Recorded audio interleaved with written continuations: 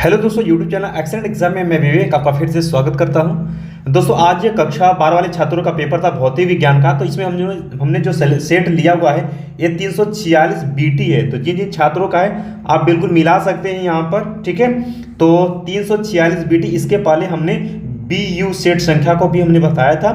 आइए इसमें हम एनालिसिस करते हैं कि क्या रहा क्वेश्चन का पैटर्न और क्या आप सभी ने क्वेश्चन अटेम्प्ट किए। चलिए, पहला क्वेश्चन हमने बहुविकल्पी में ये क्वेश्चन 2-3 बार करवाया था, ठीक है। इसका बीमा, इसका सूत्र, मात्रक हमने बताया था कि 1/म्यू नॉट एप्सिलॉन नॉट का मात्रक होता है। तो दोस्तों हमने आपको बताया था कि 1/√म्यू नॉट एप्सिलॉन नॉट का जो मात्रक होता है ये क्या होता है, मीटर पर सेकेंड होता है। तो दोस्तों जब इसका रूट हटाएंगे तो इसका स्क्वायर करेंगे और इसका स्क्वायर करेंगे तो क्या हो जाएगा, मीटर स्क्वायर पर सेकेंड स्क्वायर, यानी पहला ऑप्शन आपका करेक्ट सही हो जाएगा, ठीक है।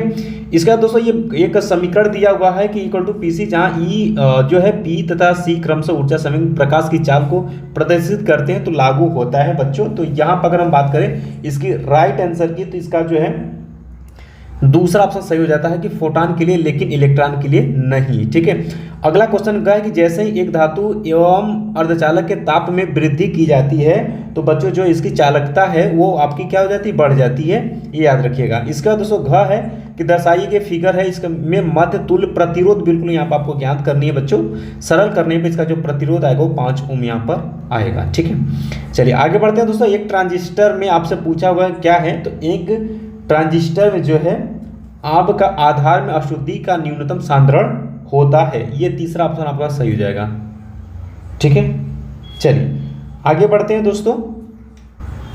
इसके दोस्तों अंग है, सॉरी च है आपका कि अमीटर का नेट प्रतिरोध कम होना चाहिए, जिससे जो है आपका चौथा ऑप्शन से हो जाएगा यह मापी जाने वाली धारा में प्रेक्षणीय परिवर्तन नहीं करता है, ठीक है। तो उम्मीद है बच्चों आप सभी ने किया होगा। बाकी और क्वेश्चन की एनालिसिस करें तो फटाफट एक बार देख लीजिएगा। हाइड्रोजन परमाणु में कक्षीय, ये देख सकते हैं कोड़ी लेंस में प्रकाशीय किरण परिभाषा, छोटे छोटे क्वेश्चन पूछे, और ये भी हमने आपको इस टाइप के क्वेश्चन हमने आपको कराए थे, ठीक है। और ये देखिए हमने बहुविकल्पी क्वेश्चन कराया हुआ है इस टाइप के क्वेश्चन को, ठीक है। और ये क्वेश्चन तो बिल्कुल हमने विद्युत फ्लक्स ज्ञात करने के लिए हमने आंकिक प्रश्न खोलेंगे तो उसमें आपको दिख जाएगा। यहाँ और गेट के प्रतीक को लिए पूछा हुआ है बच्चों, आपने किया होगा। बाकी मुक्त इलेक्ट्रॉनों की परिभाषा आपको दिया, अफवाह बेग हमने ये इंपॉर्टेंट में कराया था, विद्युत द्विध्रुव अक्षीय स्थिति में हमने इंपॉर्टेंट बताया था, द्रव तरंगे क्या होते हैं, द्विब्रागली समीकरण, ठीक है, आप लोगों ने किया भी होगा। क्रांति कोड देख सकते हैं आया हुआ, बायो सेवर्ट का नियम की व्याख्या करने के लिए यहाँ पूछा, बिल्कुल सिंपल सी है। और ये वाला भी क्वेश्चन हमने आपको इंपॉर्टेंट में बताया था, ठीक है। इसका दोस्तों आगे बढ़ लेते हैं, फटाफट क्वेश्चन को देख लेते हैं। ये आपके आंकिक क्वेश्चन था और ये वाला क्वेश्चन हमने आपको बताए थे, व्हीटस्टोन सेतु के लिए भी हमने बताया था इंपॉर्टेंट में, ठीक है, ऊर्जा बैंड। और एक ये क्वेश्चन, ठीक है। इसके दोस्तों ये ड्यूट्रॉन वाला है। इसके बाद दोस्तों आगे बढ़ लेते हैं, फटाफट एक बार देख लेते हैं। और यहाँ पे स्थिति गॉस नियम को लिखने, गॉस नियम हमने आपको बताया था, इसकी सहायता से कूलॉम का नियम का निगमन भी आपको करना, उम्मीद आप सभी ने अच्छे से किया होगा। फ्लेमिंग के बाएं हाथ का नियम लिखने के लिए पूछा था। धारावाहिक कुंडली में चुंबकीय तीव्रता ज्ञात करना था, ये भी हमने आपको इंपॉर्टेंट में कराया था।